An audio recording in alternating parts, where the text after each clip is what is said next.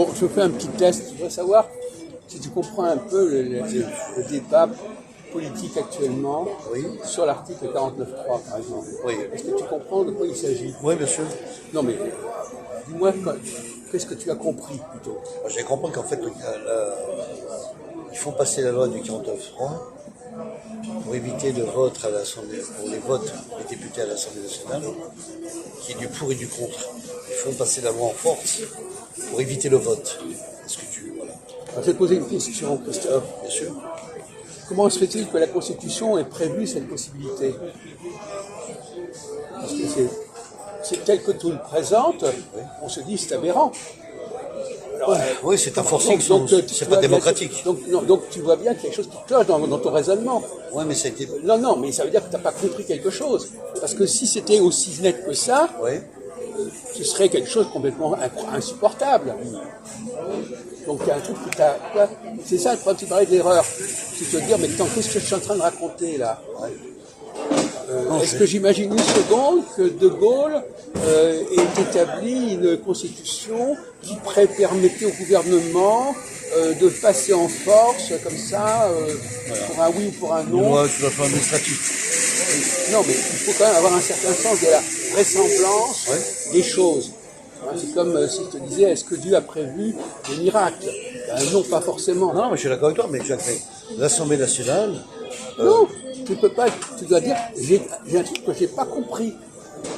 Il y a une condition, il y a une clause qui fait que on pouvait mettre ça en place. Alors pourquoi les autres partis déposent une motion de censure? Comment? Pourquoi les autres partis comme le Front National ou la gauche déposent une motion de censure par rapport au 49.3?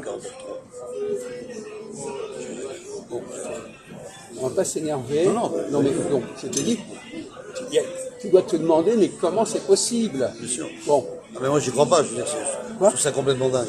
Non, mais, donc, alors tu crois que la Constitution est dingue? Non, mais tu vois, là tu dis des trucs énormes. Donc, tu vois, il faudrait quand même avoir une position qui soit compréhensible. Bon, la Constitution de 58, elle n'a pas prévu des trucs antidémocratiques. Non, bon. Donc, d'accord. Donc, si tu dis ça, tu dis, j'ai pas compris quelque chose. Il y a quelque chose qui m'a échappé. C'est comme ça qu'on parlait de gaspillage. Tu vois, si tu te contentes d'explications à la con comme ça, bon, bah alors là, au lieu de te dire, je vais essayer de comprendre, je vais essayer d'étudier les textes de plus près, pour voir exactement dans quelles conditions on peut l'appliquer ou pas l'appliquer, par exemple. Bien sûr. Mais, alors, quelles sont les conditions d'application du 49.3? Quelles sont les conditions pour que ça puisse servir? Et à quoi ça peut servir? Non, parce que moi j'en ai déjà parlé à d'autres personnes, des gens qui sortent des trucs pareils. Alors moi je me dis, passer en force, passer en force. Je ne demande même pas pourquoi, ni comment, et pourquoi ça a été décidé. Quelle est l'utilité de la loi, bien voilà. sûr. Donc, à quoi elle sert? Il faut avoir un minimum de cohérence dans ce qu'on dit quelque chose. Autrement on se discrédite. Alors est-ce que tu as compris les conditions? Pourquoi? Bon, dans quelles conditions le gouvernement est-il obligé de passer par là? Moi, je pense avoir compris, si tu veux, dans le sens, c'est une loi pour le budget, pour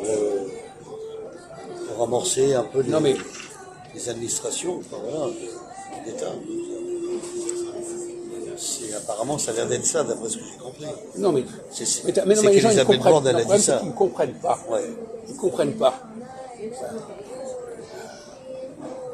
Tu parles de motion de censure. La motion de censure, pour qu'il y ait une motion de censure, qu'est-ce qu'il faut faire? La motion de censure, elle s'oppose justement au 49.3. Bien sûr. Donc c'est complémentaire. Dans quel cas on peut appliquer le 49.3 et dans quel cas la motion de censure empêche de l'appliquer? Elle prévoit déjà non-application. Bien sûr. Bon. Contre-application. Bon, alors donc tu vois déjà que c'est beaucoup plus compliqué que ça. Bien sûr. Bon. Oui, c'est vrai, tu as raison. Mais alors, quel est le... Non, mais depuis le temps, tu aurais dû réfléchir un peu plus ou lire des textes à ce sujet. La motion de censure, c'est quoi la motion de censure? Qui est-ce qui va déposer la motion de censure et dans quel espoir et dans quel but? C'est ce que je t'ai dit.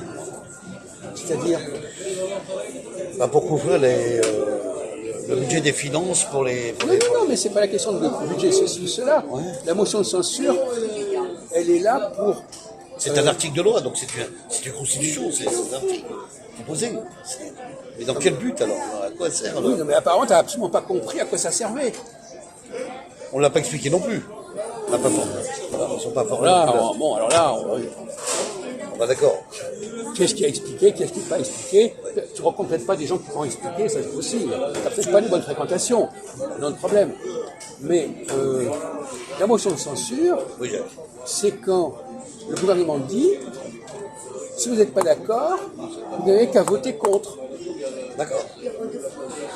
Voter contre, c'est pas un passage en force. Non. C'est vous votez contre si vous êtes assez Vous êtes nombreux. contre cette loi de 49.3 Comment ou si vous êtes contre cette loi de 49.3? Non, pas contre la loi. D'accord. Contre le projet qui est proposé. Le projet qui est Le 49.3, c'est la procédure. La procédure, C'est pas la loi elle-même. On ne vote pas contre le 49.3. Bien sûr. On Oui, vote contre une loi qui est Contre le proposée, programme. qui est Dans un proposée programme. dans le cadre du c'est un 49.3. programme, d'accord, du ministre. D'accord. Oui, j'ai compris. Je suis très bien, Jacques. Donc, Oui, oui. on peut s'opposer on peut s'opposer à une loi qu'on essaie de faire passer par le 49.3. Comment est-ce qu'on peut s'y opposer? Par la motion de censure. Eh ben voilà. Donc tu vois bien que ça passe pas en force comme ça. Non. S'il y a suffisamment de gens qui sont contre, la loi ne passe pas. Bien sûr. Oui, Donc oui. le gouvernement ne peut pas faire ce qu'il veut. Voilà.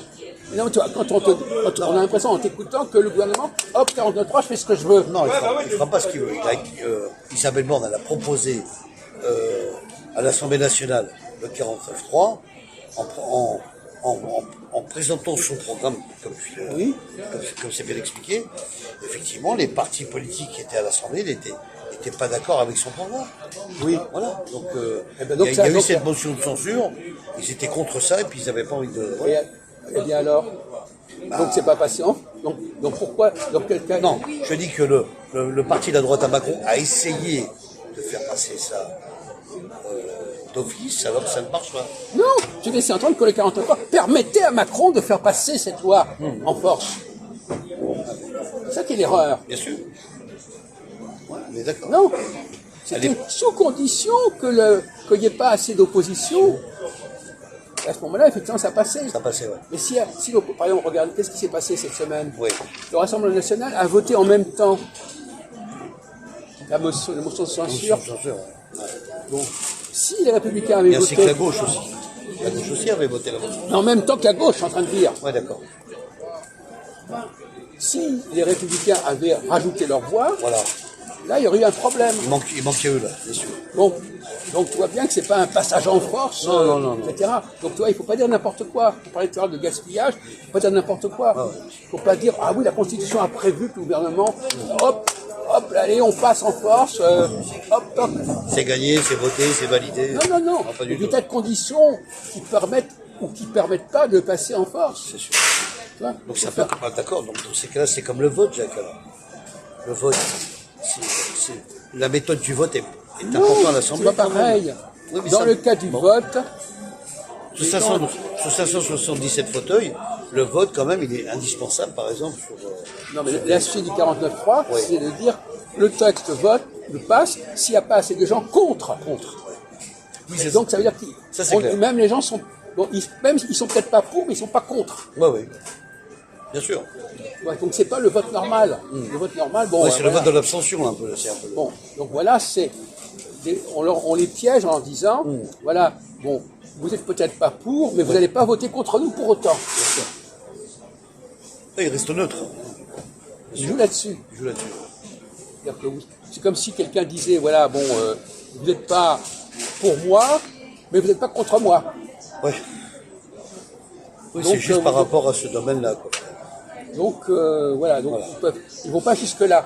Les Républicains, c'est ce qui se passe. Les Républicains, ils sont pas pour, mais ils veulent pas voter contre. Et c'est à ce moment-là que le 49.3 passe. Uniquement dans ce cas-là.